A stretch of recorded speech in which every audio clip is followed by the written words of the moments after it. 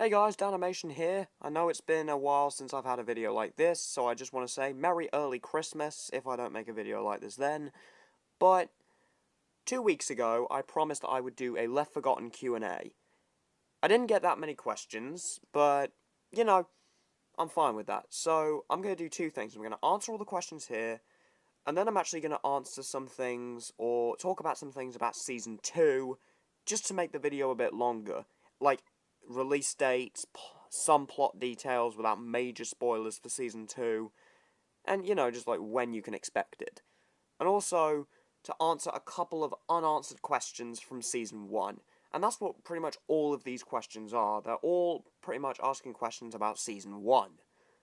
And I'm surprised I didn't get a single question asking about Season 2.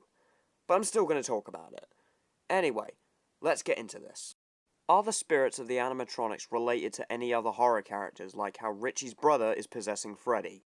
Okay, this one needs a little bit of context, because unless you're a fan of the Danimation horror fanverse, you're probably not going to know what this means. Because this connects to the Danimation version of It. Well, it relates more to It Chapter 2, because this is when this was revealed, but it relates to both of those films and Left Forgotten. So let's get into it. So sometime before the first It, Richie had a little brother, and they lived in New York. And around 1985, they went to a birthday party at Freddy Fazbear's Pizza. You know where this is going, don't you? Richie's brother was one of William Afton's first victims, and was the soul who ended up possessing Freddy. Sometime after that, Richie's family moved to Derry, Maine, and then the events of the two It films happened. So, there's your context. If you want more context, then go watch the films. But I'm actually going to answer that question now, and the answer is no. Richie's brother is the only person related to someone else that we already know who is possessing an animatronic. Everyone else, or the other animatronics, were just kids that were at the birthday party. And many people will actually think from this answer, I think, that that would mean that Richie's brother, the party was for him. No, it wasn't. The party was actually for Foxy, which explains why he's so much more aggressive, and also why Afton sort of has an obsession with Foxy. I mean, he hacked Foxy, and he built Grim Foxy, so Afton actually has this kind of thing with torturing Foxy, simply because it was his party where Afton did his first full-on killing spree, and Richie's brother was just caught in the crossfires of that. Also, I'm just going to add this, Cassidy was not at that party, Golden Freddy was not at that party, because we see Cassidy's party in episode 3. So, Richie's brother's death, also known as like Foxy's birthday party, took place in 1985. Cassidy's death and the eventual creation of Golden Freddy took place in 2005. Yeah, Left Forgotten Season 1 takes place in 2005, Season 2 will take place in 2006, Season 3 will be in 2007, and then Season 4 will be like 23 years later. So that's actually 2 questions answered and only one was asked, so yeah, there you go.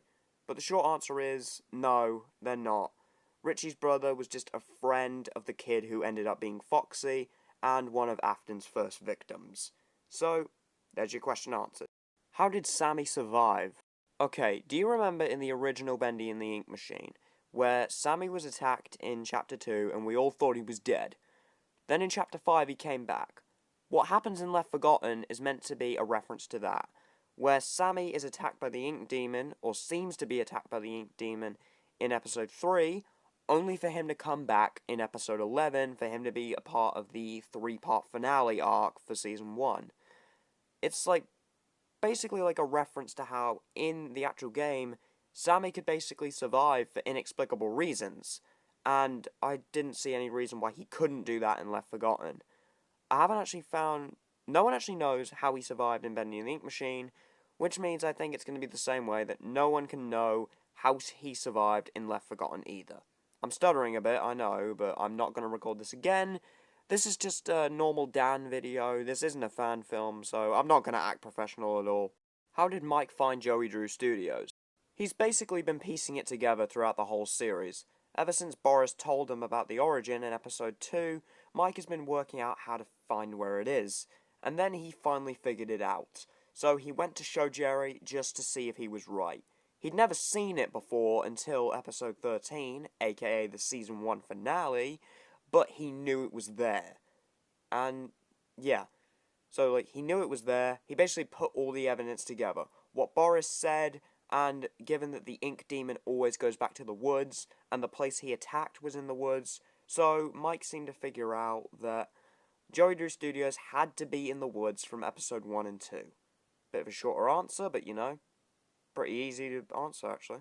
Where did the puppet... I'm gonna assume that you meant, where did the puppet come from? Because, you know, in episode 12, he just seemed to show up out of nowhere. Yeah, I didn't really explain where the puppet came from, did I? Well, truth is, he's been in the pizzeria the whole time. It's just, you know, first victim. Charlie had a lot more experience hiding from Afton, meaning why even Michael Afton didn't recognize the puppet. So yeah, the puppet's actually been in the pizzeria the whole time, and truth is, the puppet isn't the only animatronic that's been around the whole time. You don't know when, and you don't know where, but you will see them, but Mangle is out there. She escaped from the pizzeria, and no one knows where Mangle is. But I'm telling you, Mangle is out there, and eventually she will become important to Left Forgotten and important to the fanverse. So the thing is, things with the puppet, it just got really good at hiding considering it was the first victim, and also another question, Mangle is out there, we just haven't seen her. Will Grim Foxy and Dreadbear, I know that says Deadbeat, but you know, clearly they meant Dreadbear, so yeah, I'm gonna assume this question means, will they come back? Nah, they're dead. They're deader than Gwen Stacy. They're deader than Mufasa. They're deader than my will to get up in the morning. And finally, is it pink? Okay, thanks for watching this Q&A. Yeah, the series is only pink if you watch it with a broken screen or something.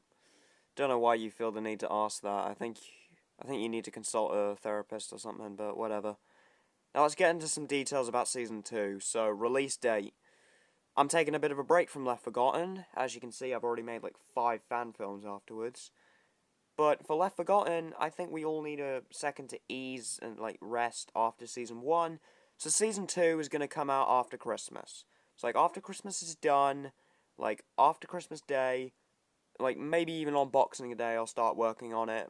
I may have some other films to work on, but yeah. Sometime after Christmas, possibly in the new year, you can expect Left Forgotten Season 2. There's some details, you're obviously going to see the Funtime animatronics. And apart from that, that's really all I can say without giving too much away. So, I've been Danimation.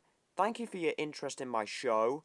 I really enjoyed making it. Thank you so much for all the support on every video I've ever made. And to that guy who asked, is it pink? Please get some help. But anyway, I've been Danimation. Hope you enjoyed this video. Hope you enjoyed every video I make. Bye-bye.